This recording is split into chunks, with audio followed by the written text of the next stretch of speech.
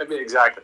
But a huge centralized hub that lots of clients connected to. So if Web 1 was one client, one server, Web 2 was like N clients, one server. You can think of Web 3 as N clients and K servers, many backends and many clients, right? That's sort of a rewrite of history, thinking about it from a client server topology. We have Toby and WSB mod. All right, maybe I'll stay for a few more minutes. Aaron, you had to leave. Why don't you? I want to have Toby speak for a little bit, and then WSB mod, and then I'm so sad, Toby. We could have. There's so much to talk about. All right. I think we could have really tag teamed here. Yeah. All right. It would have been fun to debate the actual history of Web 2 and how we got here, and then where things are going. Balaji, thanks for being willing to create this space. Would love to keep talking about the future of the web. And to Kelsey's point, I kind of think about it largely how he just framed it, which is I think the future of the web is a bunch of clouds that all do different things, and you can construct software that's interoperable, much richer, that can obviously deliver, even things like native payments and much more. But to the extent that we can be talking about it as a holistic set of technologies, versus sort of pitting this sort of everything either has to be decentralized or centralized, simply because it's not even happening even in the crypto space. I think that would be a pretty good outcome for this conversation long term. But super excited to obviously continue to have the conversation, and good luck to everybody building whatever you're building out there. Awesome. Thanks, Aaron. Okay, I'm going to give the mic to Toby, then WSB mod, and I may swap in some new speakers. A lot of people have been in line. So Toby, why don't you go, then WSB mod. Yeah, hey, I'm sorry, I got to come in the conversation late, so I don't have that much context on what we already discussed. But like I just sort of did a mental double underline to what we discussed earlier here. Like I think where I find like if I get into issues with debate, I think it's this sort of exclusivity and wholesale replace of everything. I'm obviously very bullish on crypto and find like a lot of what's going on just super exciting. But I'm thinking about it as a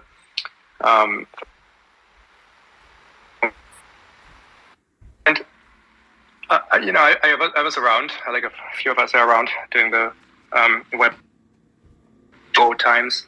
I think just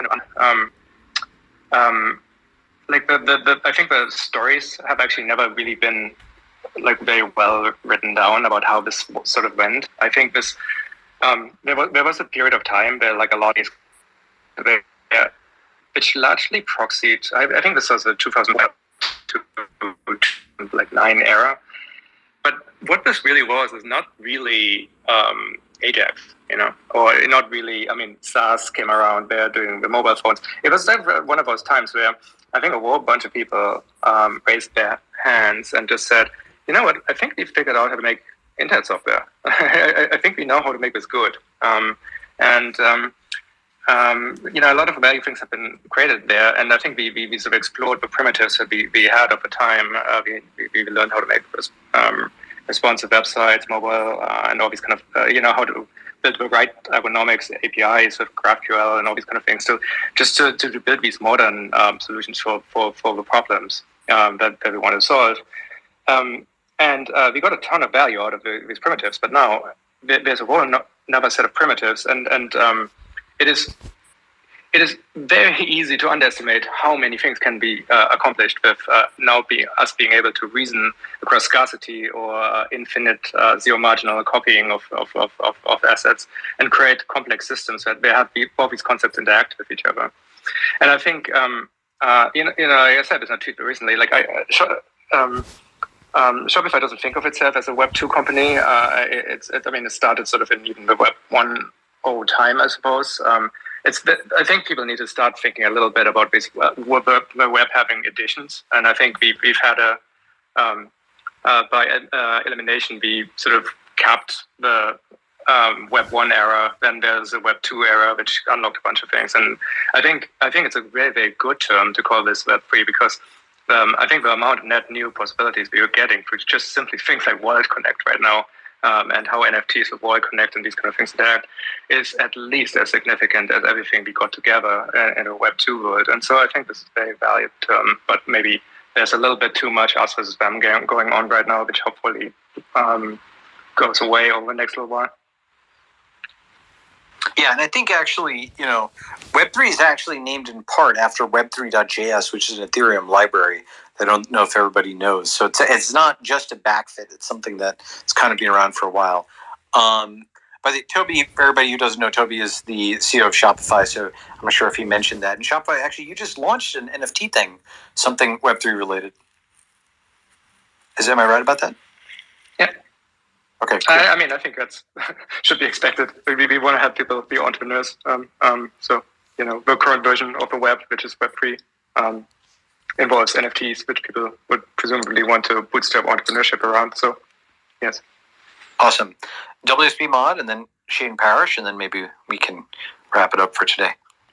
Yeah, so I have lots of thoughts here, but I'll just respond to something Kelsey said real quick before I get into some other thoughts. So I don't think Web3 is actually just about a few improved components, as he was saying. I mean, I definitely wouldn't say it's a better database. I think there's arguments that could be made that it's a worse database in certain ways and it's better in other ways.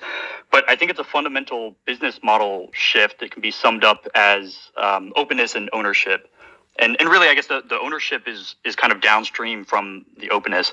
But this effectively means that, walled gardens are no longer necessary to capture value. So open protocols can capture value and share that value with the users and the community as well, which is super, super powerful. But I actually jumped up to comment on a point that Aaron brought up that we didn't really get a chance to dig into. And I know he dropped off, so he doesn't really have a chance to defend himself here. But he basically said most of crypto is just gambling and speculation. And I think this is a really common criticism of the space, but it's also something that's very misunderstood. And it's also something I know a thing or two about. So the argument is essentially that crypto is just a big casino. And he mentioned this scenario of everyone pulling out of Spotify versus everyone pulling out of Dogecoin, and how investors would be ready to buy into Spotify because of its cash flows, but the same wouldn't happen with Doge. And I would basically say that's 100% false, and it's actually provably false because I personally would buy into Dogecoin, short of a fatal flaw in the protocol. And the reason why is because the Doge meme is actually just as powerful, if not more powerful, than the cash flow meme.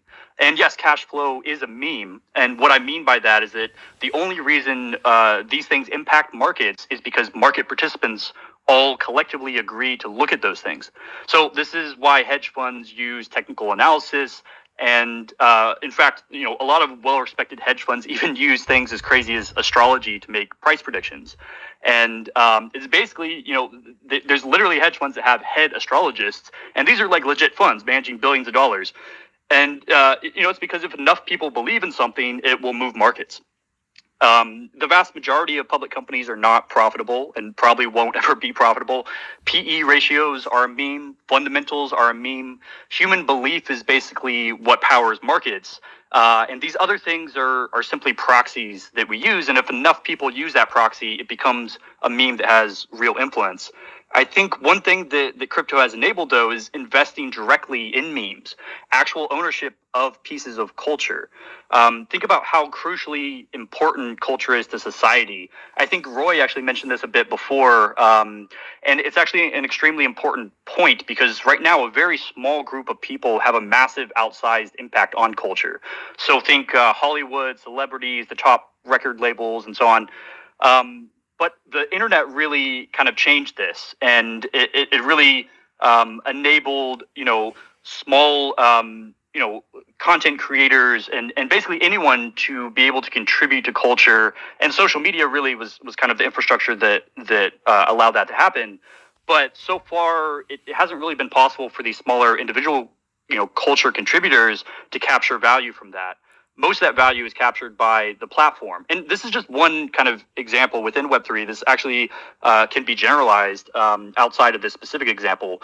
But there's also a pretty high threshold, I think, for that individual to even capture any value at all. So at a certain level, they're capturing essentially nothing. And what crypto does is basically enables, this provable record of creation and ownership. which really opens up the ability for these creators to monetize their contributions to culture, and for all of the other participants in the market to actually invest in culture as well, which I think is incredibly powerful. So yeah, just wanted to throw that point out there. Cool. Yes, I agree. I basically like the fact that somebody who knew about a song early on, and nowadays they'll say, oh, I knew that artist back when. Now they can actually prove it, and all the people who evangelize that artist can get a cut of that early on for that culture creation. Now that's both good and bad. It monetizes something that was not monetized before, but I think on balance it's good because it allows undiscovered artists, undiscovered creators to be able to succeed without necessarily the support of a centralized label, and kind of completes the YouTube, TikTok, etc. revolution in bottom-up content. Anyway, so I am going to wrap the room right at on the hour. This was great. Glad we did it. I thought a lot of different opinions were voiced. I will go and check out all the tweets, and thanks to Aaron for proposing this in the first place, and thanks WSB, and thanks everybody. Okay, all right, bye.